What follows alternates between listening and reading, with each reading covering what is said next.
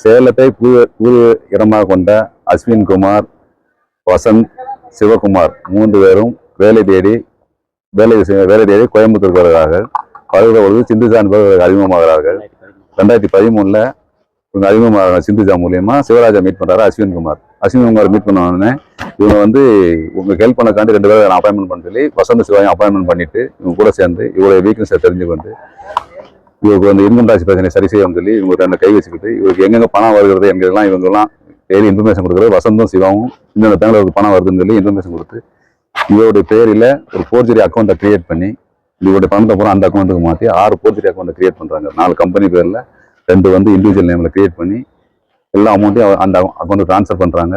அது போக மீதமுள்ள ப்ராப்பர்ட்டியை இவருடைய போலி ஆவணங்கள் தயாரித்தது இந்த டாக்குமெண்ட்டையும் இவங்க பேருக்கு மாற்றிட்டாங்க. எல்லாமே போலியான செக்கை கொடுத்து அந்த செக்கை வந்து போர்ஜரி அக்கௌண்ட்டை கொடுத்து அந்த பணத்தையும் கேஷாக வித்ட்ரா பண்ணி அந்த ப்ராப்பர்ட்டியோடைய ப்ராப்பர்ட்டி ஒர்த் வந்து 200 கோடி ரூபா வருது. கேஷாக வந்து 40 கோடி ரூபா வித்ட்ரா பண்ணியிருக்காங்க. 60 கோடி ரூபா பணத்தை ட்ரான்ஸ்ஃபர் பண்ணியிருக்காங்க. அதான் இதே சேம் ஒரிஜினல் அக்கௌண்ட்லேருந்து போர்ஜரி அக்கௌண்ட்டுக்கு பணத்தை மாற்றுறது. இதுதான் இவங்க 3 பேருடைய வேலை. அதுக்கப்புறம் எப்படி இந்த ஃபேமிலி உள்ள வராங்கன்னா இந்த கம்பெனி பிரேம் சித்ரா எனர்ஜி இந்த பிரைவேட் லிமிடெட் வந்து காத்தாடியால 2 காத்தாடியால அதோட மதிப்பு வந்து 10 கோடி ரூபா. அந்த காத்தாடியாலையில் சிவராஜுடைய அம்மா, சிவராஜுடைய பாட்டி பிரேம கோவிந்தசாமி 3 பேரும் டைரக்டராக இருக்காங்க.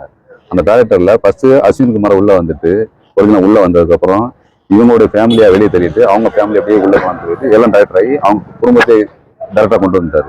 இது ஒரு தனி கேஸ். இது போக அந்த ப்ராப்பர்ட்டி எல்லாம் மாத்தினா அது தனி கேஸ் நடந்திருக்கு. இதுல வந்து கஸ்டடி எடுத்ததுல அன்னைக்கு 3 பேர் கஸ்டடி எடுத்தாங்க. தீக்ஷா, சீலாதேவி, சக்தி சுந்தர். அதுல வந்து 66 லட்ச ரூபா பணமும் முக்கியமான ஆவணங்களும் கைப்பற்றப்பட்டிருக்குது. இன்னைக்கு 3 பேர் கஸ்டடி எடுத்ததுல 38 லட்ச ரூபா பணமும் வங்கியில வந்து மொத்தம் 11 கோடியே 50 லட்ச ரூபா முடக்கப்பட்டுள்ளது. முக்கியமான ஆவணங்கள் அனைத்து ஒரிஜினலும் கைப்பற்றப்பட்டுள்ளது. ஏவி வாங்கியிருக்காங்க. இவங்களுக்கு வந்து இந்த கஸ்டடி 1 நேரம் முடிஞ்சிருச்சு.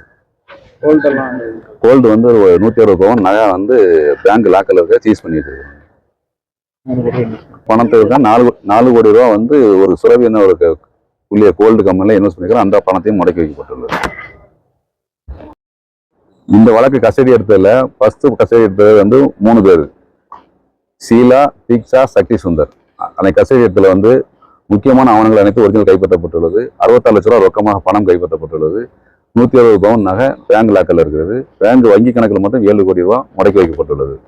இன்னைக்கு 2வது கஸ்டடி எடுத்ததில் சக்தி சுந்தர், வசந்த், சிவா 3 பேர் இடத்துல 38 லட்ச ரூபா ரொக்க பணமும் முக்கியமான ஆவணங்கள் கைப்பற்றப்பட்டுள்ளது. 4 கோடி ரூபா வந்து பில்லியன் கம்பெனி இன்வெஸ்ட் பண்ண அதுவும் முடக்கி வைக்கப்பட்டுள்ளது. முக்கியமான அவங்க அனைத்தும் கைப்பற்றப்பட்டுள்ளது.